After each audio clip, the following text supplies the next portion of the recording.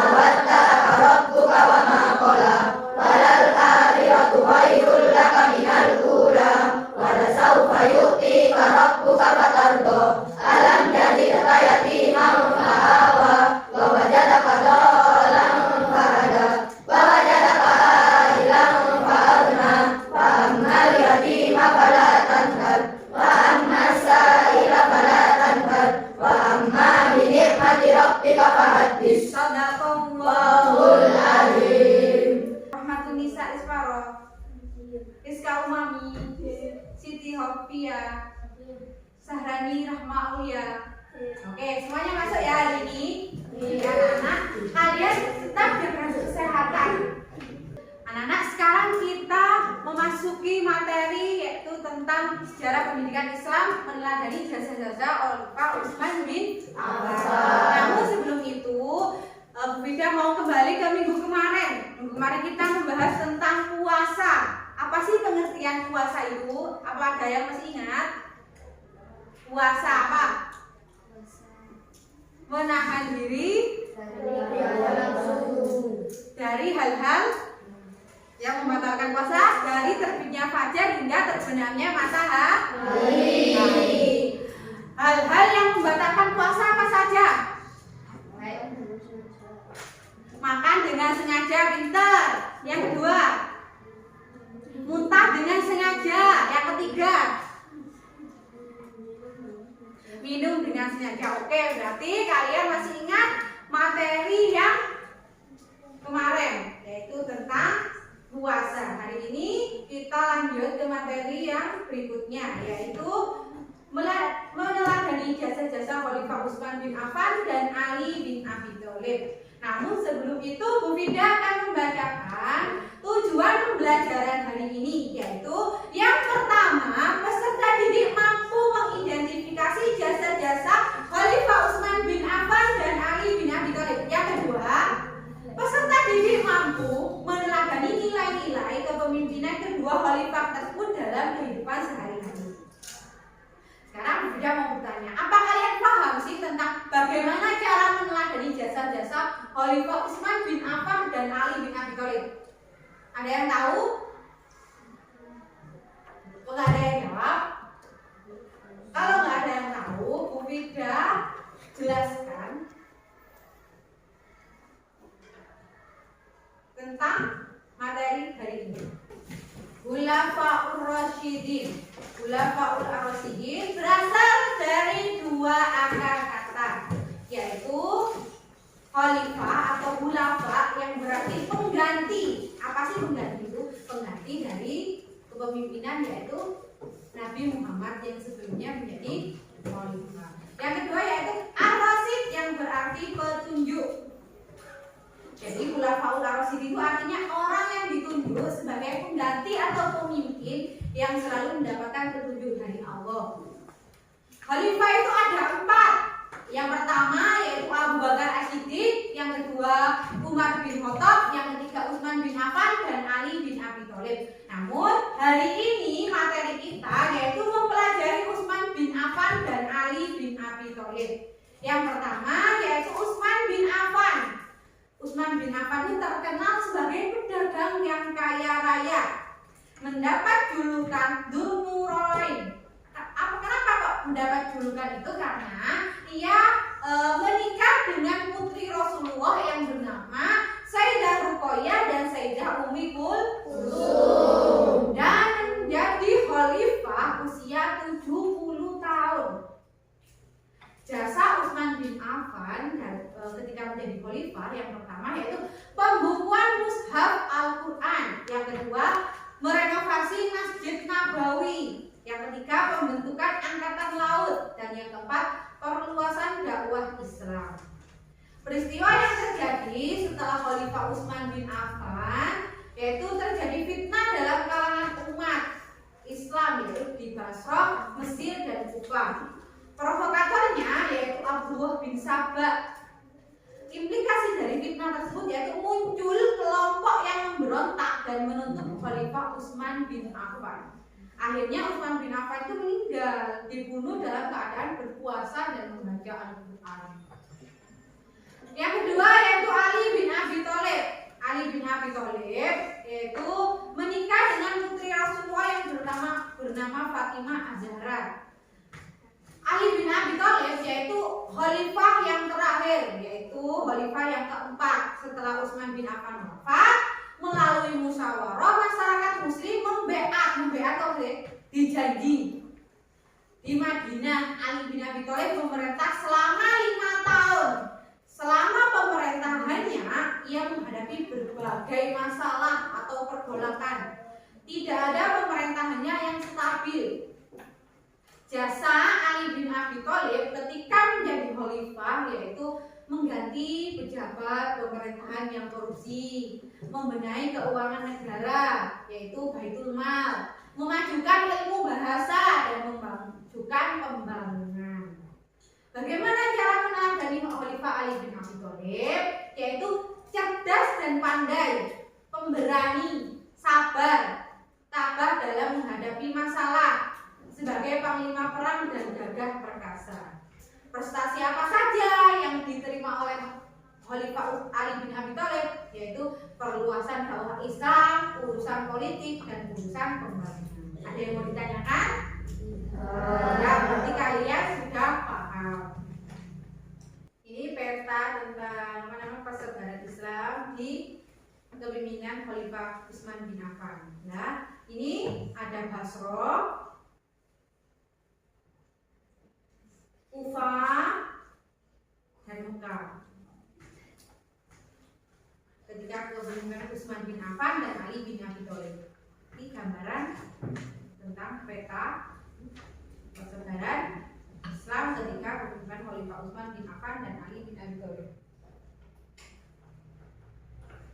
Nanti bukti dasar di grup. Yang mana kita lanjut pada materi berikutnya, yaitu kalian sekarang membentuk kelompok. Oh, sudah dibentuk ya? Tadi sudah dibentuk. Jadi kelompok 1 ini, kelompok 2, dan kelompok 3. Tugasnya Bu Vida akan menayangkan sebuah video, kemudian kalian ceritakan kembali di buku tulis kalian per kelompok 1, 2, 3 per kelompok. Nanti perwakilan maju ke depan untuk menceritakan apa sih inti dari video yang Bu Vida tayangkan. Paham? Diperhatikan.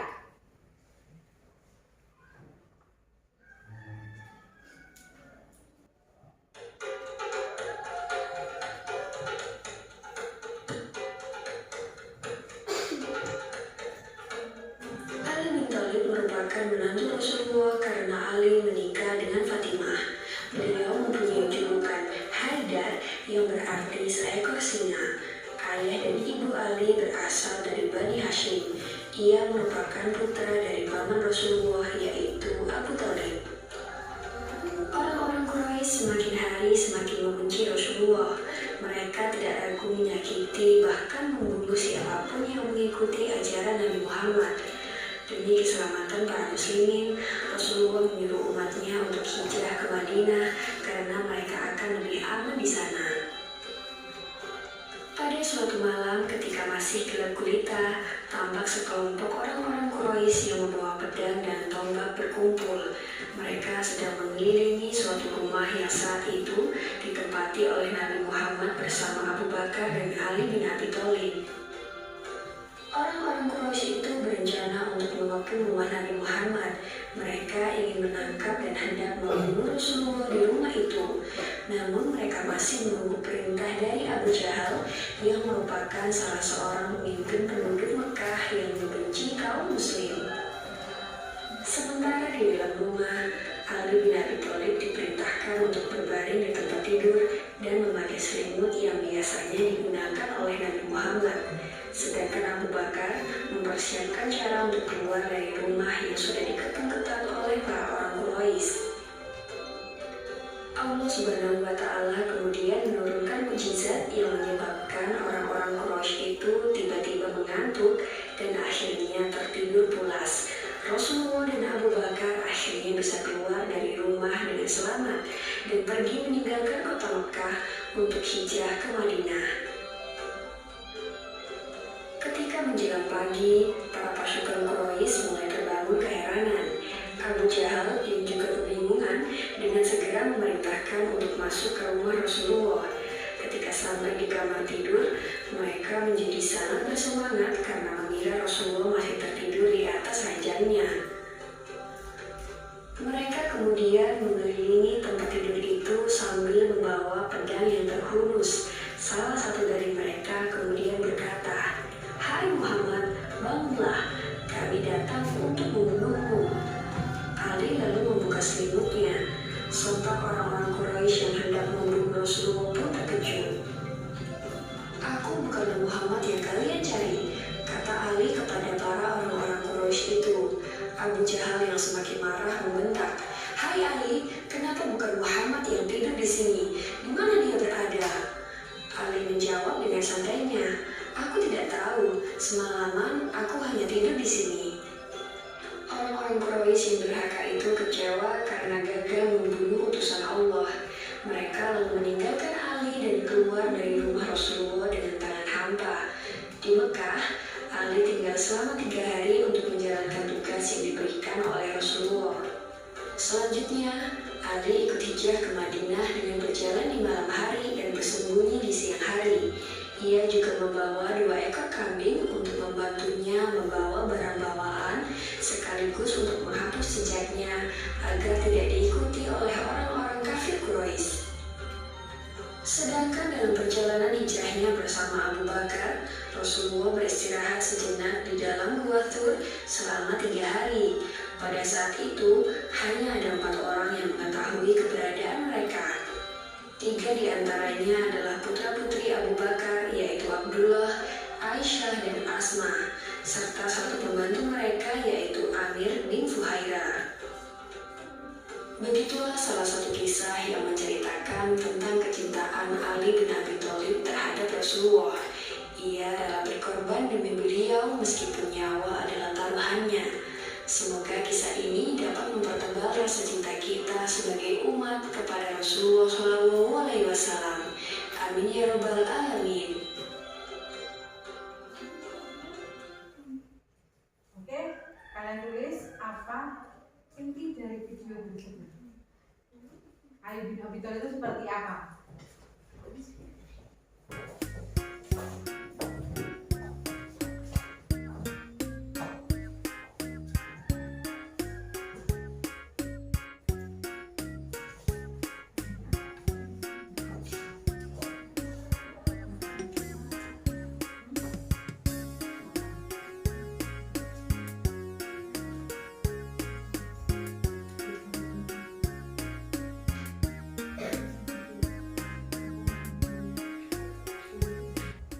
Dari kelompok 1 dulu,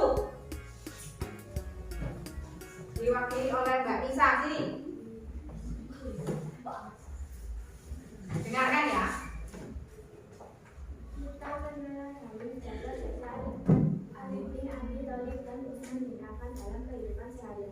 Ali bin Abi Thalib rela berkorban demi Rasulullah SAW meskipun nyawa taruhannya. Cara meneladani Khalifah Ali bin Abi Thalib dengan cara belajar dengan tekun dan tidak putus asa. Oke, terima kasih untuk kelompok 1. Sudah bagus. Sekarang kelompok 2 diwakili oleh Mbak Rani. Ayo maju ke depan, dibaca dengan mantap.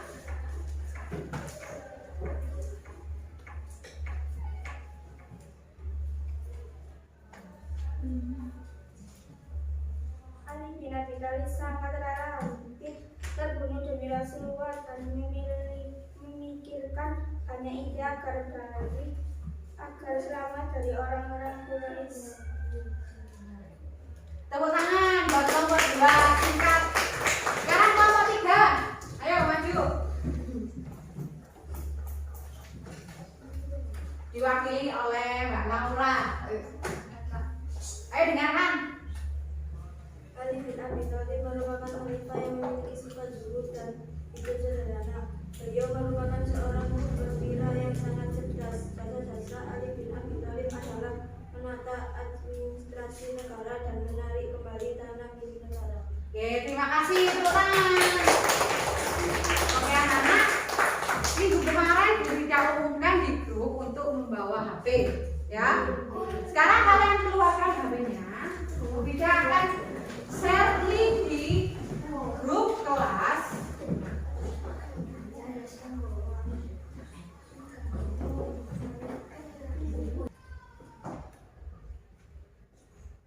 Di grup kelas, ya. Sudah?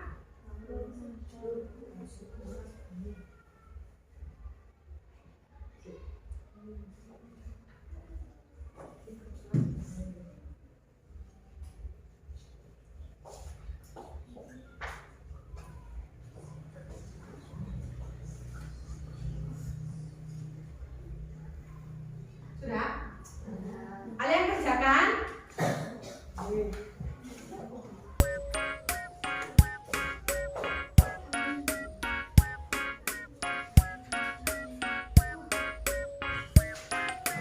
Kalau ada yang tidak paham, kalian tanyakan.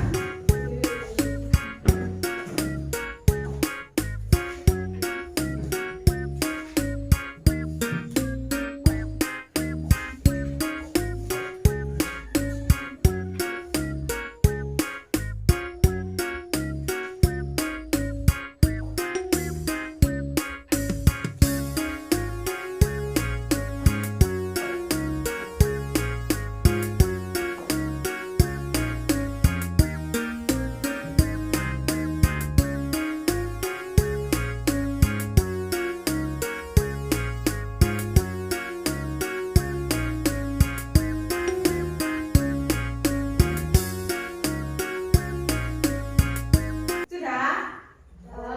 Oke, kalau sudah selesai, kalian masukkan HP-nya. Kalian rapikan bukunya. Nilai nanti Bu Vida share di grup kelas, oke?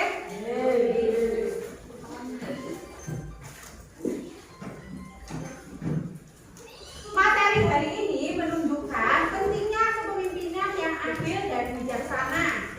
Utsman bin Affan dikenal dengan menyusun Al-Quran dengan sempurna.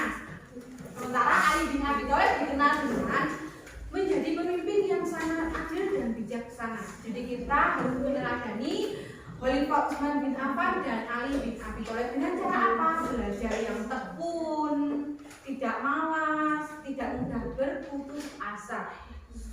Oke anak-anak, pembelajaran hari ini cukup sampai di sini. Jika ada kurang lebihnya, Vida minta maaf. Akhirul kalam, istamili yaumul ati. Assalamualaikum warahmatullahi wabarakatuh.